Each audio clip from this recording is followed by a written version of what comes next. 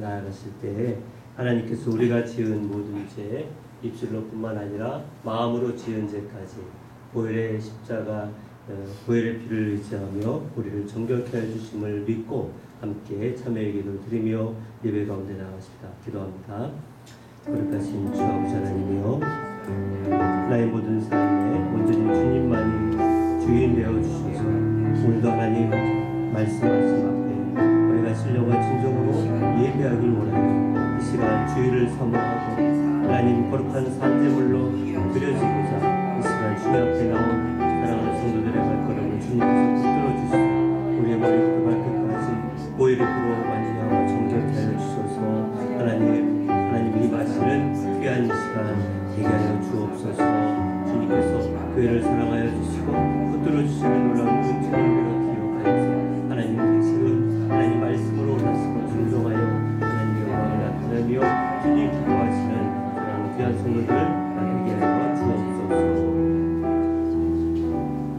우리는 그리스도 안에서 그의 은혜의 풍성함을 따라 그의 피로 말미암아 속량 곧 죄사함을 받았느니라. 아멘. 성시 교독합니다. 교독문 99번 나라사랑 첫 번째. 교독문 99번 나라사랑 1 교독을 합니다. 온 땅은 여호와를 두려워하며 세상의 모든 거민들은 그를 경외할지어다. 여호와께서 나라들의 계획을 행하시며 민족들의 세상을 공경하시도다. 여호와의 계획은 영원히 서고 그의 생각은 대대에 이르리로다. 여호와를 찾기 위하는 사랑하는 나라 하나님의 기록으로 선택된 백성은 거기에 있도다. 여호와께서 하늘에서 굽어보사 모든 인생을 살피시며 곧 그가 거하시는 곳에서 세상의 모든 국민들을 보고 살피시는도다. 많은 군대로 구원 얻은 왕이 없으며 용사가 힘이 세어도 스스로 구원하지 못하는도다. 여호와는 그를 경외하는 자 곧 그의 인자하심을 바라는 자를 살피사 그의 영혼을 사망에서 건지시며 그들의 힘들때 그를 살피시는도다. 우리 영혼이 여호와를 바라며 그는 우리의 도움과 방패시로다.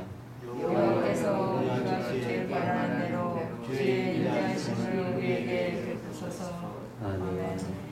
사도신경으로 우리의 신앙을 다같이 고백합니다.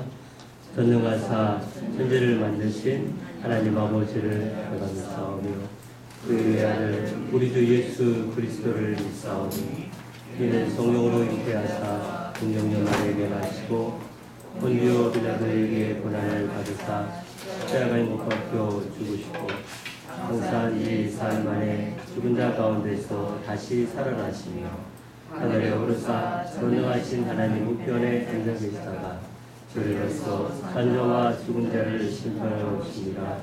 성령을 믿사오며 거룩한 공예와 성도와 서로 교통하는 것과 죄를 사하여 주시는 것과 어디까지 사는 것과 영원히 사는 것을 믿사옵나이다. 아멘. 자비와 긍휼이 풍성하신 하나님 아버지, 이 시간 주님 앞에 모여 예배하고자 하는 사랑하는 성도들의 발걸음을 주여 붙들어 주옵소서. 우리가 신령과 진정으로 예배하는 자들인 줄 믿사오니 아버지 하나님, 이 시간 거룩한 산제물로 우리 예배를 주님께 드리오니 주님 임하여서 우리 예배를 받아 주옵소서.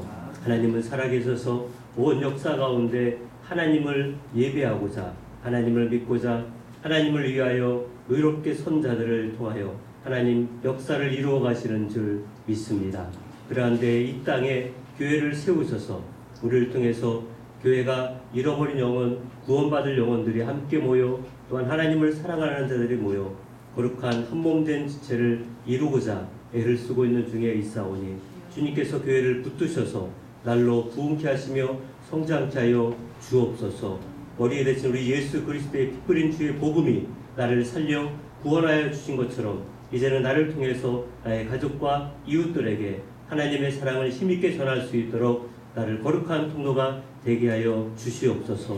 성령이여 충만한 은혜를 간구하며 기도하오니 특별히 기도하기는 이 나라 민족 전 세계에 흩어져 지금 창궐하고 있는 코로나19가 더 이상 창궐하지 아니하도록 막아주시고 무고한 생명이 더 이상 희생되지 아니하도록 주님 막아주옵소서. 바라기는 백신과 치료제가 속히 개발되게 하여 주옵소서. 또한 코로나 이후에 우리가 살아가는 시대가 또 새롭게 변화되어져 가는 중에 있습니다. 아무리 세상이 변한다 할지라도 하나님의 말씀은 변함이 없이 진리 가운데 서 있는 줄 믿사오니 우리가 흘러가는 세상에만 마음을 빼앗기지 않을 것이 아니라 하나님의 말씀에 붙들림 받을 수 있는 하나님의 사람들 되게 하여 주옵소서. 그래서 아버지 하나님, 주의를 기억하여 모이기를 힘쓰게 하시고 우리에게 주신 직분을 가지고 이 어려운 상황 속에서도 하나님을 바라보며 인내하며 기다리며 더 나아가 우리의 잃어버린 영혼들을 주께로 세우는 구원 사역들을 능력 있게 잘 감당할 수 있도록 복내려 주옵소서. 담임 목사와 또한 장로님, 권사님, 집사님, 우리 직분자들을 세워주셨사오니 그 직분 앞에 우리가 충성하며 헌신하겠다 다짐했었던 그 첫 마음을 다시금 허락하여 주셔서 끝까지 사명감 또 직분을 가지고 잘 감당할 수 있도록 능력을 더하여 주옵소서. 코로나19로 인하여 우리의 믿음이 나약해져 있는 성도가 있습니다.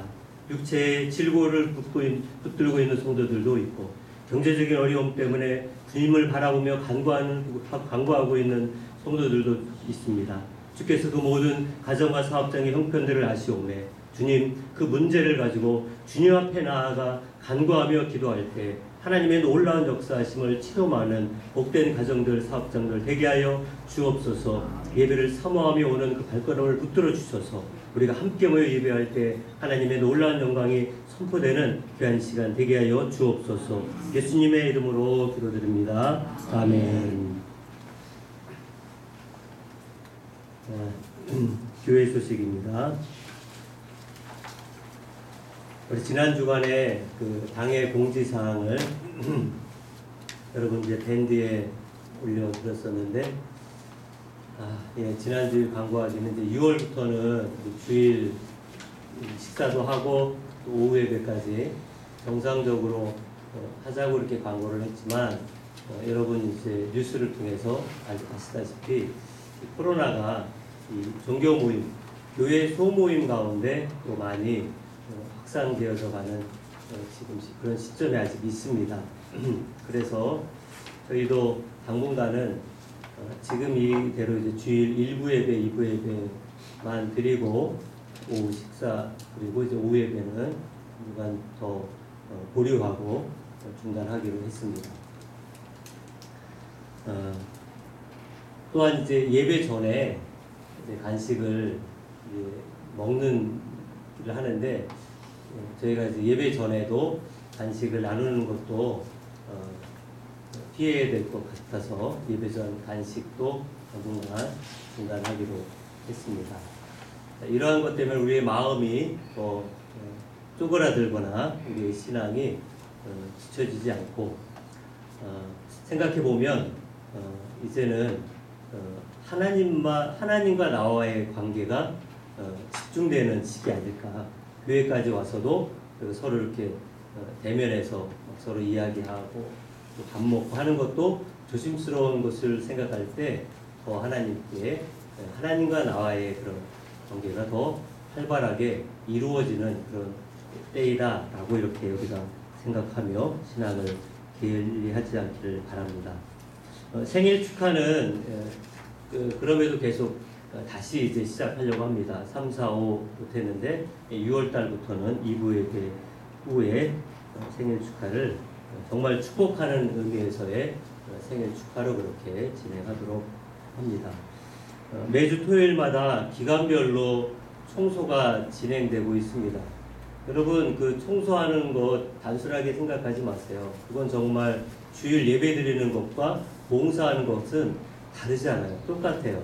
주일 11시에 정말 준비해서 예배 드리는 것도 하나님 받으시는 것이고, 토요일에 기간별로 모여서 한 달에 한 번 모여서 단순히 청소 때문에만 제가 기간별로 하라는 게 아니라 그때 모여서 교제하고 서로 나누고 서로 이제 한 몸 된 공동체를 이루라 하는 의미이기 때문에 봉사를 그렇게 여러분들이 너무 쉽게 그냥 안 해도 되겠지 하면서 안 하시는 분들은 1년 내내 단 한 번도 청소를 안 하시는데, 정말 여러분 그것은 회개하셔야 돼요.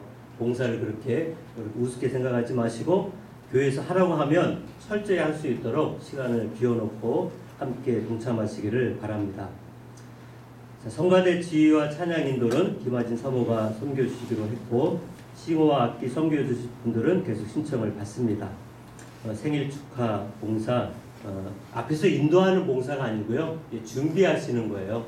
어떤 분들은 인도하는 것까지 다 이미경 집사님이 하시는 게 아니고 옆에서 이제 섬겨주시는 것만 하시고, 인도하는 거는 우리 잘 하시는 분 두 분 있잖아요.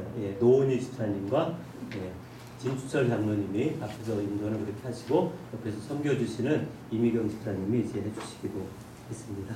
자, 찬송하십시다. 19장입니다.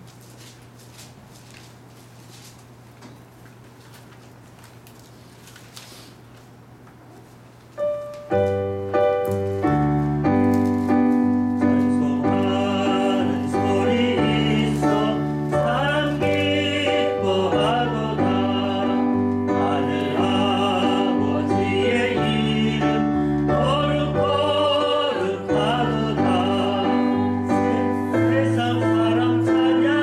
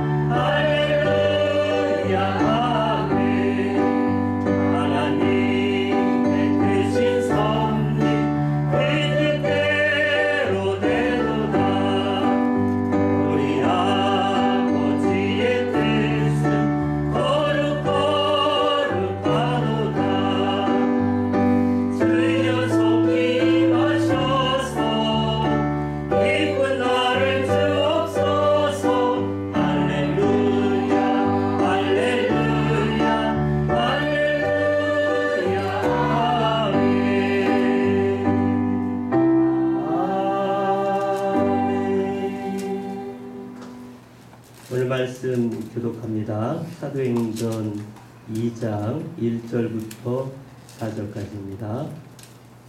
사도행전 2장 1절부터 4절까지 한 절씩 교독합니다. 오순절 날이 이미 이르매 그들이 다 같이 한 곳에 모였더니 분명히 하늘로부터 북하고 강한 소리가 있어 그들이 앉은 온 집에 가득하매 마치 불의 혀처럼 갈라지는 것들이 그들에게 보여 각 사람 위에 하나씩 임하여 있더니 그들이 다 성령의 충만함을 받고 성령이 말하게 하심을 따라 다른 언어로 말하기를 시작하니라. 아멘.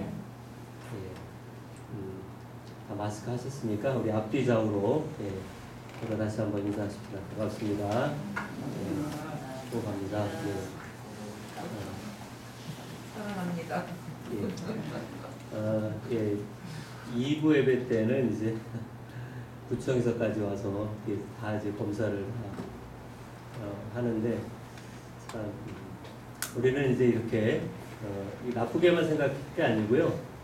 은혜로 생각해야죠. 구청 직원을 저희가 월급도 안 주는데 매주마다 오셔서 이렇게 일일이 다 우리 건강을 체크해주고 점검해준다는 차원에서 보시면 귀하잖아요. 그냥 보내지 마시고 음료수라도 이렇게 대접을 해드려야 되지 않겠습니까? 쉬는 날인데 사실 코로나 때문에 애를 쓰는 사람들도 있기 때문에 우리가 이런 부분에 좀 너무 그렇게 무감각하게 대응할 것이 아니고 오히려 더 철저하게 위생과 방역에 앞장서도록 그렇게 하십니다.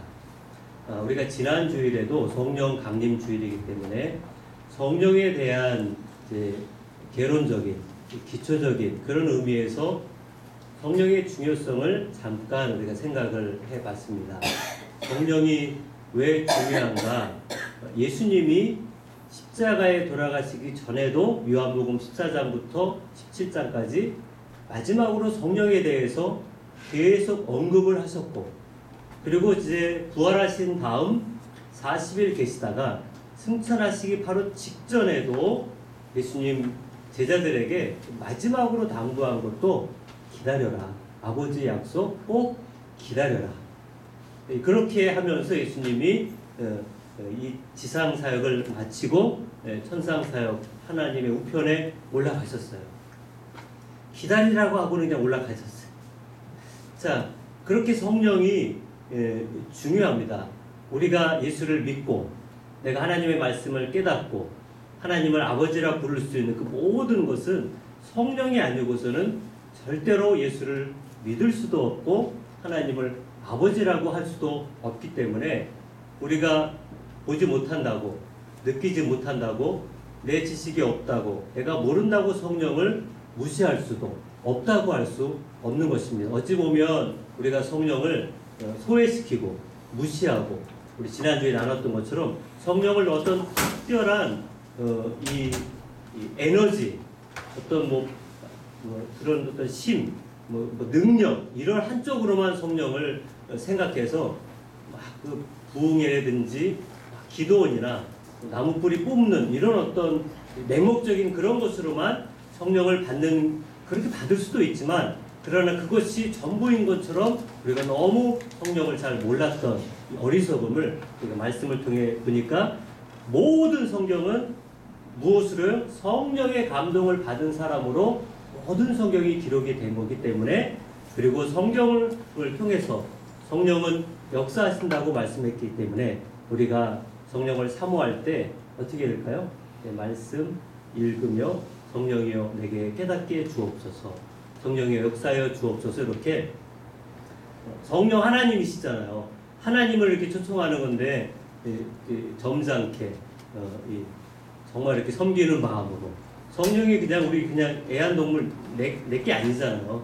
위대하신 성령 하나님이신데 그분이 내게 오시려면 우리가 준비되어 있어야 되지 않겠습니까? 오늘은 그래서 이 오순절 성령 강림에 대한 말씀이긴 한데, 우리가 그 성령 강림뿐만 아니라 성령 충만에 대한 그 관점에서 어떻게 이 주의 제자들이 성령 충만을 받게 됐는지.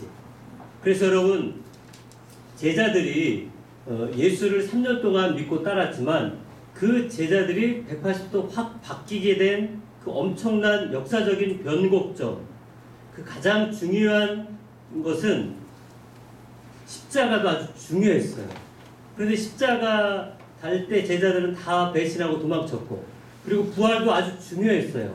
그런데 부활하신 이후에도 우리가 요한복음 21장에 보면 제자들이 갈릴리에 가서 다시 옛날 어부처럼 돌아가 있고, 부활하신 이후에도. 그런데 이렇게 예수님 배신하고 부인하고 또 부활하는데도, 부활하신 이후에도 그 부활하신 주님을 만났음에도 불구하고 다시 옛날로 돌아간 듯한 이 제자들이 완전히 다른 사람으로, 정말 이 베드로 맞아? 정말 이 야고보 요한 맞을까? 할 정도로 확 바뀌게 된 중요한 계기는 오늘 우리가 읽은 2장에 나타나잖아요. 이 2장을 중심으로 해서 베드로가 확 바뀌었어요, 여러분. 네. 그래서 그 십자가 지기 전에 베드로와 그리고 요한복음 사도행전 2장에부터 나타나는 베드로는 다른 베드로 같아요. 베드로 2. 다른 베드로 같아요. 정말 전혀 다른 사람으로 바뀌어졌는데, 베드로뿐만 아니라 다른 모든 제자들도 마찬가지고, 심지어 그 사도행전에 보면 7 집사가 나오잖아요. 그 7 집사들 중에는 스데반은 막 순교까지 하고, 빌립도 막 사마리아 땅까지 가서 복음도 전하며 교회도 세우고 하는, 그렇게 다 바뀌게 된 그 중요한 기로가 바로 오늘 사도행전 2장인데요. 바로 성령을 받고 성령 충만함으로 인하여 그들이 이렇게 확 180도 바뀌어 하나님께 붙들림 바 된 자로 그렇게 사역을 끝까지 감당할 수 있었다는 것입니다. 여기에는 그들이 물론 열심도 있었고 그들이 헌신도 있었고 주님을 따름도 있었지만, 그럼에도 불구하고 성령 충만함이라는 것이 이 그들의 인생 가운데 엄청난 변화의 시점이 된다라고 한다면, 오늘 저와 여러분들도 날마다 우리도 성령 충만해야 될 것을 우리가 믿을 수 있기를 바랍니다. 말씀을 시작하면서 옆에 사람에게 이렇게 축복하십시다. 성령으로 충만하자. 성령으로 충만하자. 오늘 제목이에요. 다시 한번 시작. 성령으로 충만하자. 자꾸 반복할까요? 기억하기 위해서, 우리가 기억하기 위해서 성령으로 우리가 충만할 수 있도록. 자, 첫 번째, 성령 충만을 받게 되는 조건은 무엇입니까? 작은 1번 같이 읽을까요? 시작. 특별한 의미를 두고 역사하시는 나를 소중히 여기는 자세. 자, 어떻게 성령 충만을 받게 되었는지, 그 작은 첫 번째는 특별한 의미를 두고 역사하시는 나를 소중히 여기는 자세. 특별히 역사하는 날, 그날이 어떤 날일까? 우리 본문 2장 1절 말씀 같이 읽습니다. 시작. 오순절날이 이미 이르매 그들이 다 같이 한 곳에 모였더니. 자, 여기 보시면 어떤 날이 나와요? 오순절날. 오순절날이 나와요. 우리가 지난주에도 이제 오순절날. 오순절날은 50일째가 오순절이라고 했습니다. 예수님이 부활하신 이후에 40일 계셨고, 그리고 열흘 동안 기다린 후에 50일째 되는 그 오순절날에 이제 성령이 오신 거예요. 그런데 여러분, 이날은 그러면 오순절, 사실 이제 유대 절기 가운데 아주 3대 절기 중에 하나가 이 오순절. 이 오순절을 다르게는 칠칠절이라고도 해요. 첫 번째는 6월절, 여기 오순절이라고 하는 칠칠절과 우리로서는 이제 맥주감사절이라고 할 수 있는데, 그 다음 세 번째는 이제 초실절, 우리로서는 이제 추수감사절쯤 되겠네요. 이런 3대 절기 가운데 두 번째 이 오순절 요일로는 이날이 어떤 요일이냐면 오늘이에요. 오늘이 무슨 요일이죠? 일요일. 일요일이라 그러면 이제 신앙 없다 그러는데, 오늘은 일단 주일이기도 하고, 일요일, 여러분 달력에 보면 항상 첫 번째로 있는 첫 번째 날 빨간 글씨로 되어 있는 주일입니다. 바로 오순절날 성령이 임한 날이 주일이라는 거예요. 이것을 여러분이 기억하시기를 바라요. 주일을 왜 기억해야 될까요? 바로 이 주일은 우리 요한복음 20장 1절 말씀도 읽어보면 안식 후 첫날 일찍이, 안식 후 첫날 일찍이 무슨 일이 있었습니까? 예수님이 부활하신 날이에요. 그날도 어떤 날입니까? 안식 후 첫날이니까 주일인 거예요. 예수님이 부활하신 날도 주일, 그리고 예수님이 가시면서 기다리라, 내가 보내겠다라고 하는 아버지의 약속하신 성령이 임하신 날도 주일이었습니다. 그러므로 주일은 여느 날과는 다른 날이요, 특별히 구별된 날임을 깨닫게 됩니다.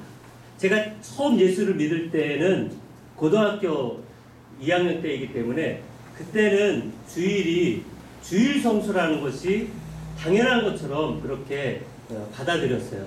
주일에 갔더니 그날은 아무것도 하면 안 된다. 뭘 사도 안 되고 헌금도 미리 준비하고 체육 행사 했다가 걸렸다가는 큰일 나고, 그 주일은 온전히 교회에서 아침에 주일학교 예배드리고 11시 또 예배드리고 끝나면 성가 연습하고 오후 예배드리고 끝나면 또 이따가 저녁 예배드리고, 학생 때도 그렇게 다 저녁 예배까지 다 그때 드렸던 것 같아요.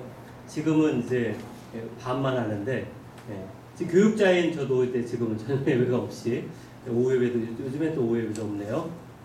어쨌든 그렇게 주일을 그렇게 어찌 보면 율법적이지만 그렇게 지킨 게 다 나쁜 게 아니라, 율법적으로 하는 것은 나쁘지만 그러나 주일이 이제 구별된 날이다. 주일이 정말 특별한 날이다.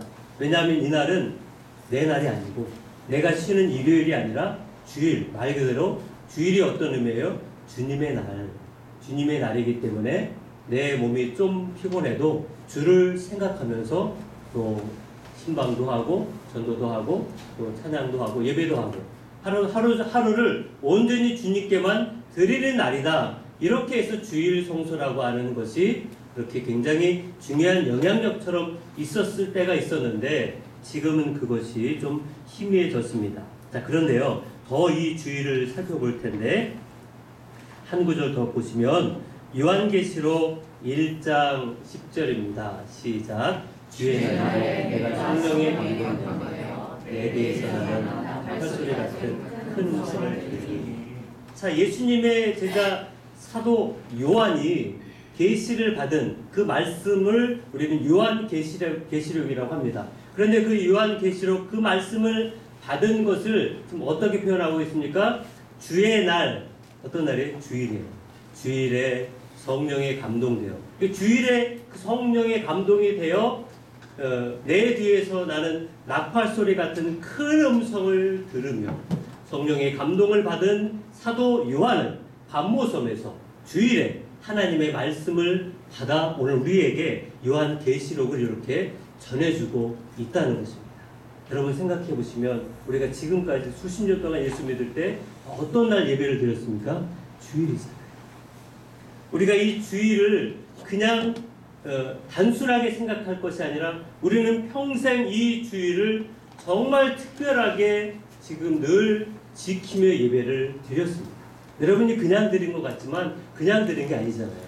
정말 이 주일에 내가 몸부터 마음까지 옷 입는 거, 얼굴부터 해서 모든 걸 다 준비하고, 아까 그 옛날 주일성도 이야기했지만 정말 예전에는 헌금을 이렇게 이 은행에서 이 빳빳한 돈을 찾을 수가 없잖아요. 이제는 저희 시골에도 은행이 있었긴 한데 농협 하나 있었던 것 같기 때문에 거의 그때는 이 다리미로 헌금을 늘 이렇게 깨끗하게 펴서, 봉투도 이렇게 많지 않았어요. 그때는. 그래서 봉투도 잘 펴가지고 그때는 하얀 봉투가 귀했고 그 약간 이제 누리끼리한 그런 봉투가 있었습니다. 거기에 이제 돈을 1,000원짜리, 2,000원짜리, 3,000원, 4,000원 잘 데려가지고 그걸 미리 다 이렇게 준비해서 드렸던 그 주일이 있었기 때문에 오늘 지금 저와 여러분들이 예수를 믿는 믿음이 자랐고 하나님의 은혜를 체험했고 말씀의 은혜로 말미암아 내 영이 기뻐하며 감사했었던 그 모든 날들은 대부분 다 뭐예요? 여러분들에게도 주일이었습니다. 그 주일에 우리가 성령의 충만함을 받았다면 우리는 다시금 주일 이 하루만이라도 정말 하나님을 위하여, 주를 위하여 우리가 준비하고 귀하게 여겨야 되지 않겠는가. 만약 이렇게 우리 교회에서 예배드리는 주일 이날을 우리가 특별하게 우리가 생각하지 않으면, 예를 들어 여러분 평일에 여러분들이 알아서 그냥 평일에 하루를 따로 구별해가지고 이렇게 예배를 드릴 수 있습니까? 그렇게 못하잖아요.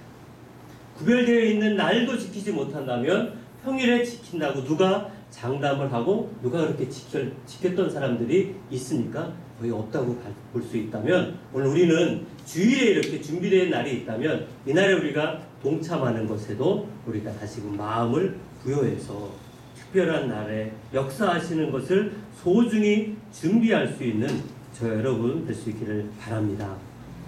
자, 그 작은 두 번째, 어떻게 성령 충만을 받게 된 그 조건, 두 번째는 뭘까요?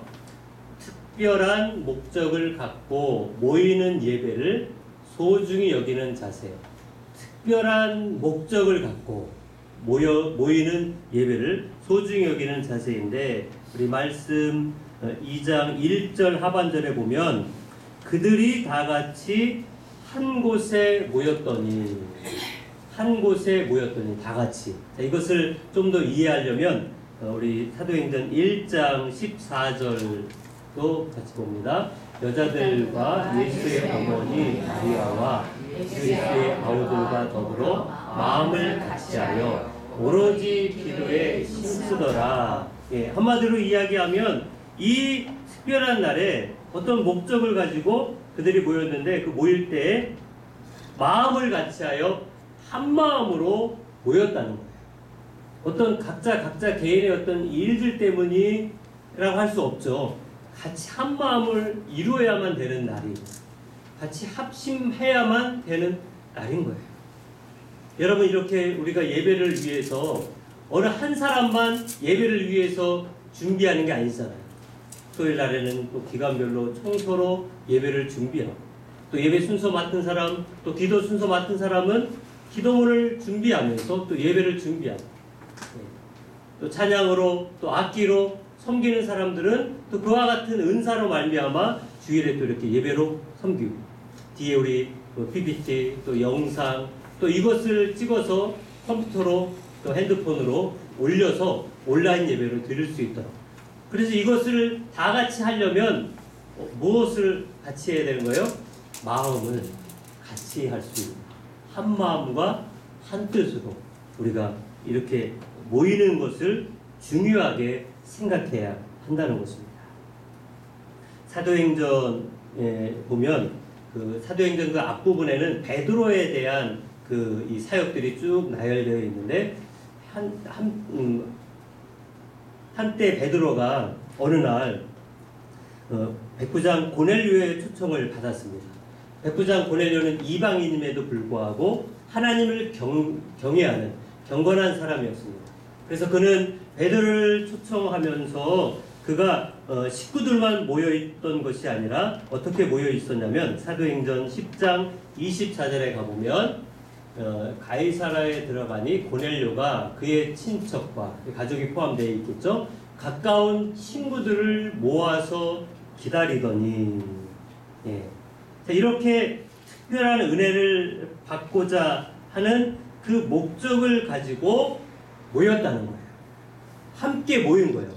고넬료가 그 가족들과 친척들과 친구들까지 다 같이 모여서 지금 누구를 기다린 거예요?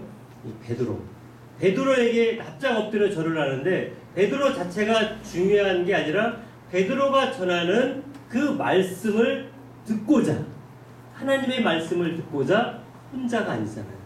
고넬료 혼자가 아니고 그가 함께, 마치 여러분이 고넬료 이 모인 여기가 뭐 같아요?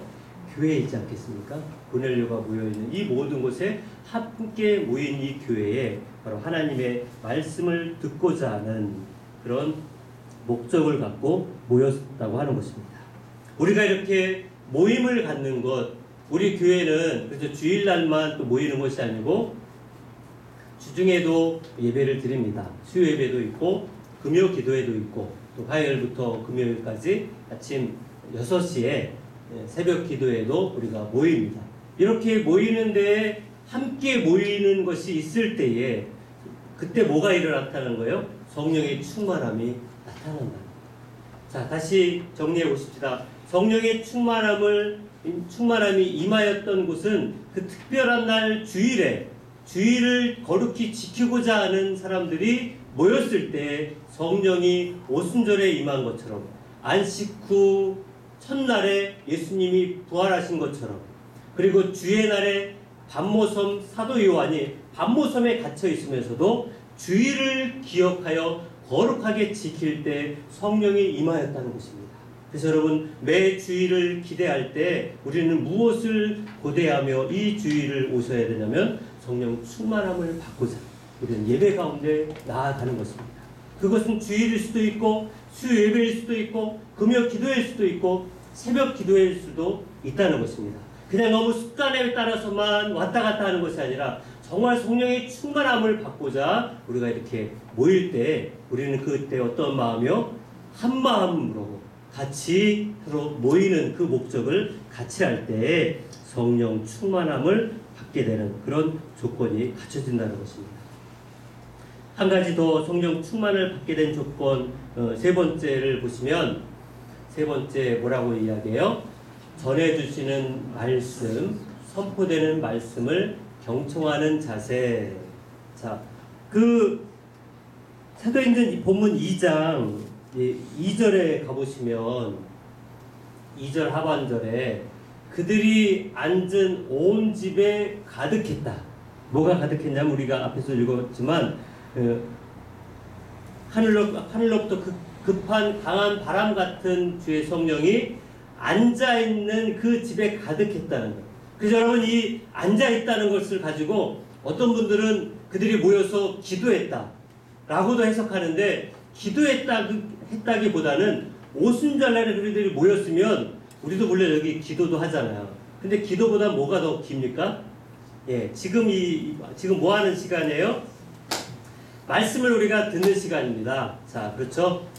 우리 옆에 사람 이제 많이 피곤한 시간이에요, 아침에. 자, 말씀 잘 들으십시다.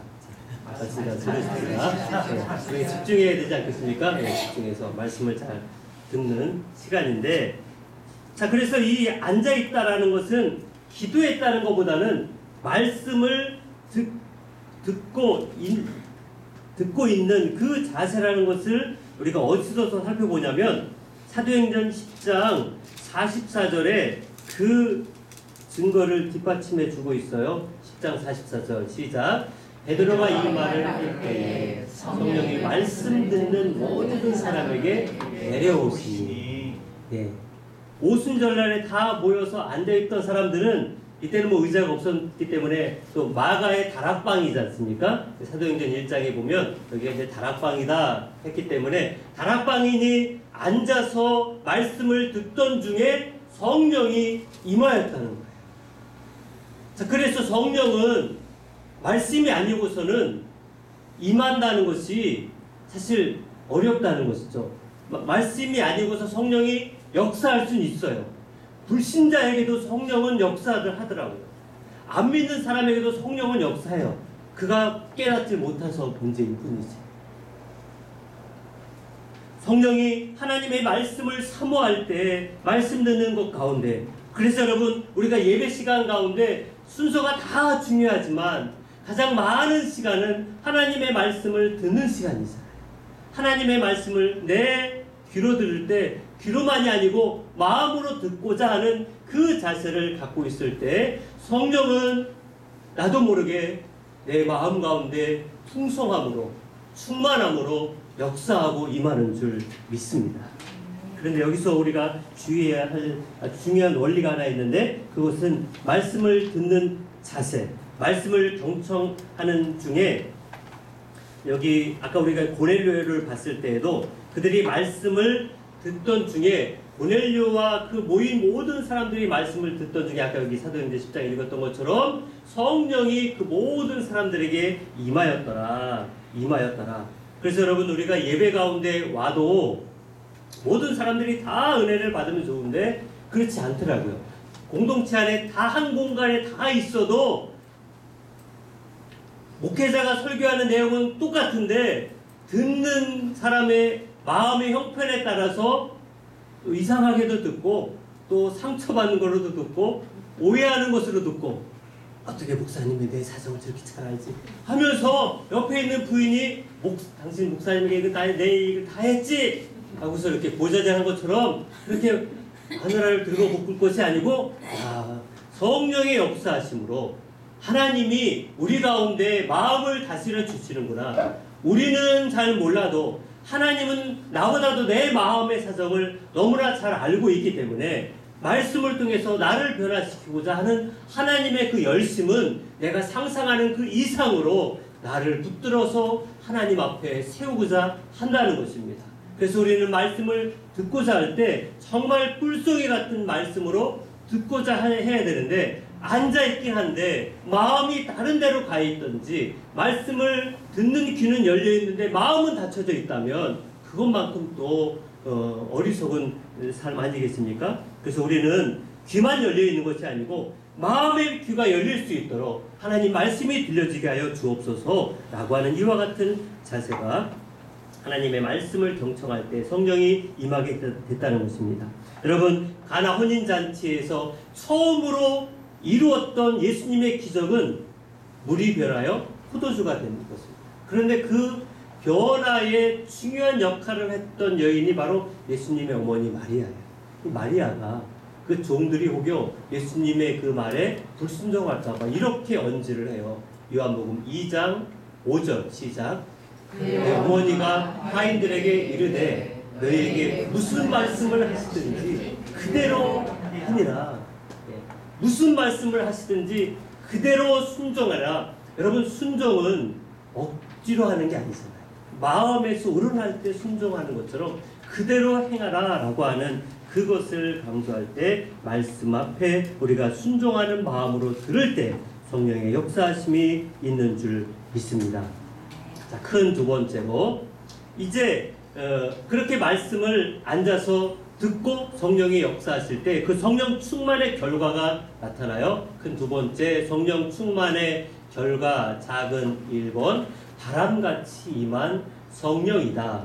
2장 2절 말씀 보시면 후련히 하늘로부터 급하고 강한 바람 같은 소리가 있었다. 바로 성령을 표현할 때 성경에서는 많은 부분 성령의 역사하심을 바람으로 이렇게 표현하고 있어요. 바람처럼 임한다. 성령의 능력을 바람으로 그렇게 표현하고 있습니다. 이 성령의 능력은 또 생명의 능력이라고 할 수 있습니다. 이 바람이라고 하는 것은 또 다른 부분에서는 생기라고도 성경은 기록하고 있습니다. 생기라고 할 때 여러분 기억나는 게 있습니까? 이 창세기 2장에 가보면 사람을 만들고 그 코에 생기를 불어넣었다. 예, 불어넣었다는 게 뭐예요? 바람이잖아요. 자, 그렇게 생기를 불어넣었을 때 우리가 생명이 된지라 성령의 역사이심인 줄 믿습니다. 또한 에스겔 37장에 그 마른 뼈들, 죽어있는 마른 뼈들에게 생기가 임했다라고 할 때 바람처럼 임한 그 생기로 말미암아 그 마른 뼈 같은 그 죽었던 것들이 다시금 소생함을 얻어서 하나님의 군대로 그렇게 큰 군대로 일으킴을 받는 그 놀라운 역사는 바로 생명을 주관하시는 성령 하나님의 역사하심이었다고 하는 것입니다. 여러분, 가정에서 쓰는 가전제품들 갈수록 자동화 기기들이 점점 많이 등장하기 때문에 이제 청소기도 줄 없는 이 무선 청소기도 있지만 무선 청소기도 이제 한물 갔어요. 뭐가 있습니까? 무선 로봇. 예, 로봇. 여러분 집에 로봇 있으신가요? 예, 집에 로봇들 지금 다 갖고 있잖아요. 이제 청소기만 로봇인가요? 아니에요. 이제는 커피, 바리스타 로봇가 커피를 타서 이렇게 커피를 주는 그런 그 카페도 있대요. 그것만 있나요? 우리가 알지 못하지만 벌써 오래전부터 산업 전선에서는 이 로봇 팔이 자동차를 막 조립하고 로봇 팔이 어떤 수술 부분, 현미한 수술 부분에도 함께 이용되고 있는, 가면 갈수록 그렇게 이 기계들이 발달되는데 중요한 건 정전이 나면 예, 전기가 공급이 안 되고 충전이 다 떨어지고 방전되면 이제는 그 아무것도 쓸모가 없이 돼버리는 것처럼 예수 믿는 사람에게 성령의 역사는, 성령의 충만함은 반드시 필요한데, 왜요? 그래야만 내가 작용되어서 하나님의 사람처럼, 하나님의 역사하심처럼 하나님이 일하실 수 있도록 하려면 반드시 성령 충만해야만, 우리가 오묘한 하나님의 형상으로 지음받았어도 성령 충만하지 않으면 하나님의 형상과 하나님의 모양으로 지음받았고 예수를 믿는다 하면서도 성령 충만하지 않으면 마치 전기 공급이 떨어져 있는 이 제품처럼 아무짝에도 쓸모없는 것처럼 그렇게 될 수도 있다는 것입니다. 오직 성령의 능력을 가지고 있을 때 그 하나님의 놀라운 역사하심이 우리를 통해서 나타난다는 것이 바로 이 바람같이만 성령의 결과를 보게 됩니다. 또 하나 더 살펴보시면 그 성령의 충만의 결과 두 번째, 불같이 임한 성령이다. 우리 2장 3절인데요. 2장 3절 같이 읽을까요? 마치 불의 혀처럼 갈라지는 것들이 그들에게 보여 각 사람 위에 하나씩 임하여 있더니, 불같이 임했다. 불같이 임했다라고 할 때 마음이 뜨거워지는 어떤 그런 체험들, 우리가 은혜 받았다라고 할 때 가만히 있지 못하잖아요. 마치 막 폭발하는 것처럼 불같은 역사하심, 이런 것들을 우리가 체험할 때가 있습니다. 그런데 성경에도 보면 누가복음 24장 32절에 벌써 나왔네요. 시작. 그들이 서로 말하되 그래서 우리에게 말씀하시고 우리에게 성경을 풀어주실 때에 우리 속에서 마음이 뜨겁지 아니하겠나. 부활하신 이후에 두 제자가 아직 부활하신 예수님을 만나지 못하고 다시 그들이 옛날로 돌아가고 있던 그 엠마오 도상에서 어떤 사람이 나타나서 하나님의 말씀, 구약의 말씀을 가지고 예수 그리스도를 해석해 줄 때, 그때에 그분이 예수님이었던 것을 어떻게 나중에 고백해요? 마음이 뜨거워지. 바로 성령의 역사하심이 우리의 마음, 딱딱한 마음판을 하나님의 말씀으로 부드럽게 바뀌어주셔서 내 삶을 180도로 확 바뀌어서 그렇게 예수님을 부인하고 배신하고 도망을 쳤었던 베드로가 성령의 충만함을 받자 마음이 불같이 역사하자마자 뭐예요? 베드로가 여기 사도행전 2장에 보면 그 많은 사람들에게 하나님의 말씀을 선포하는 거예요. 요엘서를 외우고 있었던, 암송하고 있었던 요엘서의 말씀이 예수 그리스도를 가리킨다고 하는 것을 그 많은 사람들에게 전함으로 말미암아 베드로가 정말요 대단한 사람처럼, 그렇게 골리앗보다 더 대단한 것처럼 엄청난 거인 같은 베드로의 모습을 우리는 사도행전 2장에서 볼 수 있어요.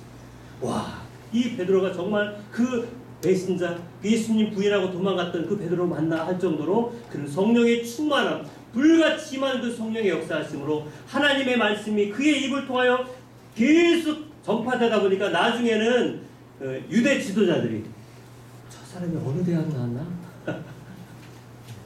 아니 대학 안 나온 걸 우리가 아는데 그게 이력해 보니까 학력이 하나도 없는데 무학인데 갈릴리에서 평생 고기만 잡은 사람인데 어떻게 구약의 말씀을 필요한 대로 그렇게 담대하게 전할 수 있었을까? 우리 요한복음 살펴봤잖아요. 성령이 우리 입에서 말씀을 깨닫게 하고 말씀을 전하게 하고 말씀을 생각나게 해서 그 말씀을 말씀대로 역사하게 한다는 것. 자, 4절에 가보십시다. 2장 4절. 그들이 다 성령의 충만함을 받고 성령의 말하게 하심을 따라 다른 언어들로 말하기를 시작하니라. 드디어 성령 충만함을 받고 그들은 하나님의 사역들을 감당하기 시작했다는 것입니다. 여러분, 그렇다면 성령 충만을 주신 목적이 있을 거 아니에요. 그냥 우리끼리 은혜 받고 우리끼리 그냥 행복하고 끝나라고. 그냥 우리끼리 나 혼자 그냥 기뻐서 예배 드리는 것으로만 그렇게 유의를 즐기고 하는 것으로만 성령 충만을 주실 것인가? 아닐 거예요. 목적이 있을 것 같아요. 우리 사도행전 1장 8절 잘 외우는 말씀이잖아요. 오직 성령이 너희에게 임하시면 너희가 뭘 받고? 권능을 받고 그 다음에 어떻게 한다는 거예요? 예루살렘, 유대, 사마리아와 땅끝까지 이르러 내 증인이 되리라.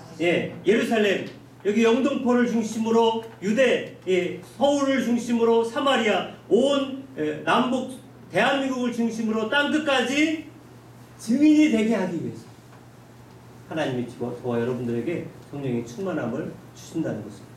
성령의 충만함은 나 한 사람만 예수 믿고 끝나라고 주신 것이 아니라 성령의 충만함을 통해서 하나님은 하나님의 일들을 하게 하시는데, 여러분 제자들과 그 많은 따르던 무리들이 성령의 충만함을 받자 이제 여러분 이 예루살렘이 사실은 예루살렘 이 성에서 말씀을 전한다는 것이 이렇게 태평하거나 예루살렘 사람들이 기다려 있거나 예루살렘에서 예수 믿는 것을 좋아하는 그런 분위기일까요? 아니에요. 얼마 전에 그들의 스승인 예수님을 십자가에 못 박았잖아요. 아직도 예루살렘에는 눈에 불을 켜면서 예수 믿는 사람들을 잡으려고 애를 쓰는 그런 핍박과 그런 고난과 어려움이 많은 그 환경 속에서도 성령의 충만함을 받았던 그 첫 번째 초대교회 성도들이 어떻게 할까요? 바로 사도행전 2장 46절 시작. 날마다 마음을 같이 하여 성전에 모이기를 힘쓰고 집에서 떡을 떼며 기쁨과 신랄한 마음으로 음식을 먹고. 여러분 이들의 환경이 태평해 보여서 이렇게 그들이 그냥 여유로워 보입니까? 그들의 환경이 넉넉하니까 많은 물질이 있으니까 행복하니까 이렇게 나눠줄까요? 아니에요. 조금도 그렇지 않은 환경입니다. 지금 우리가 이 코로나 환경에 전염병 때문에 대면하지 못하고 어려움 당하는 것보다 더 어려운 그 현실 속에서도 그들이 이 말씀을 보시면 어때요? 서로 같이 마음을 같이 모이기를 힘썼다. 모이기 힘든 상황이지만 모이기를 힘썼어요. 그것이 거기서만이 아니고 집에서도 같이 함께 모여 기쁨을 나누고 순전한 마음으로 같이 먹고 함께하는 것이 이때만이 아니라 그들은 사도행전을 쭉 끝까지 가보시면 그들은 세계 열방을 향하여 그렇게 같이 한 팀으로, 바울도 혼자가 아니잖아요. 한 팀으로 복음을 전하는 이 일들을 할 수 있었던 것은 바로 뭐예요? 바로 성령의 충만함은 완전한 연합을 이루게 하시는 하나님의 놀라운 선물이었던 것입니다.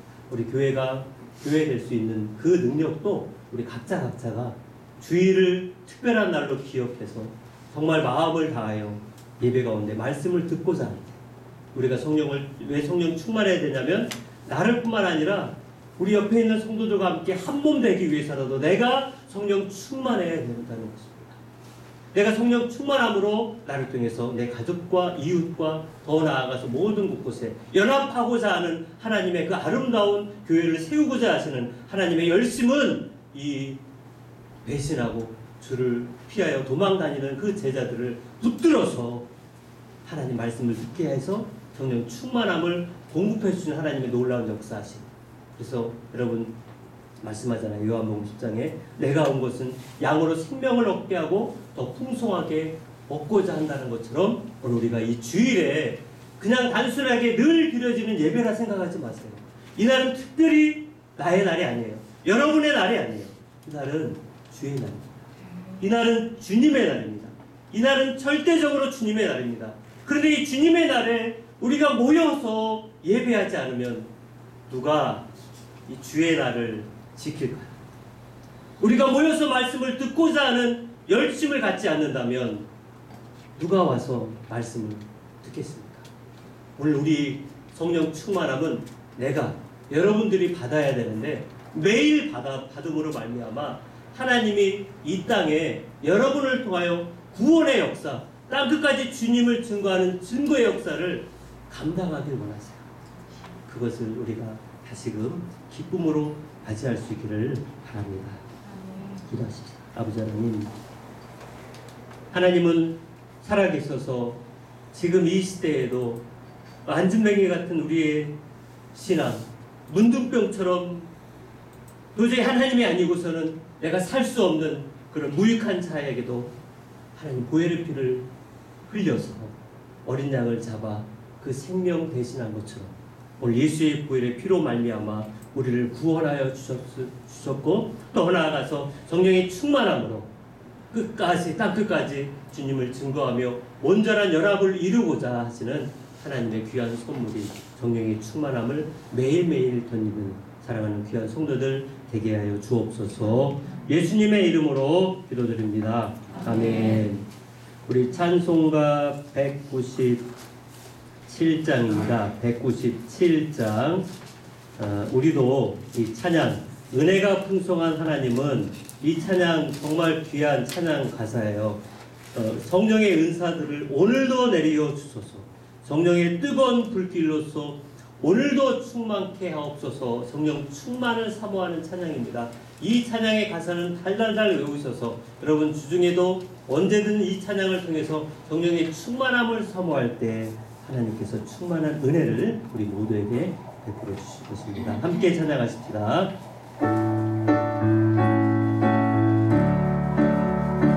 은혜가 풍성한 하나님은 믿는 자 한 사람 한 사람 어제도 오늘도 언제든지 깨끗하고 해주시네 주여.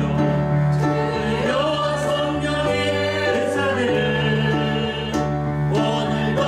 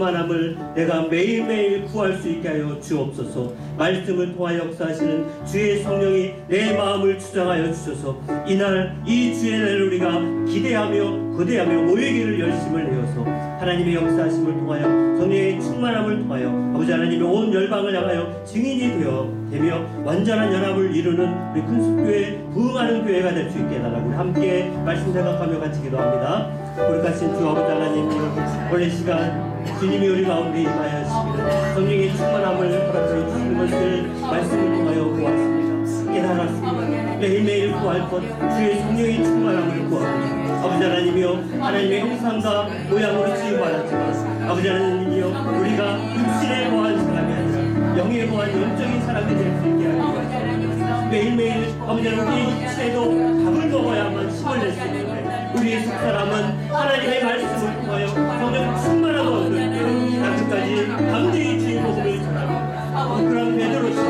아버지 하나님이여, 또한 우리 교회가 서로 합심하여 모이는 데 열심을 내고 이 땅에 하나님의 세워주신 그 구원의 역사하심을 끝까지 잘 감당할 수 있는 교회 되게 하여 주옵소서. 각자에게 모든 성도들에게 바람처럼 불의 여천을 임하는 성령의 충만함을 하여 주옵소서. 이제는 나를 죄악 가운데서 구원하여 주신 예수 그리스도의 은혜와 성령 하나님의 역사하심과 하나님 아버지의 무궁하신 사랑과 성령하신 하나님의 교통하심과 역사하심과 인도하심이 날마다 성령 충만함을 사모하고자 다짐하며 돌아가는 주의 사자들 머리 위에 이제로부터 영원토록 함께 있을지어다. 아멘.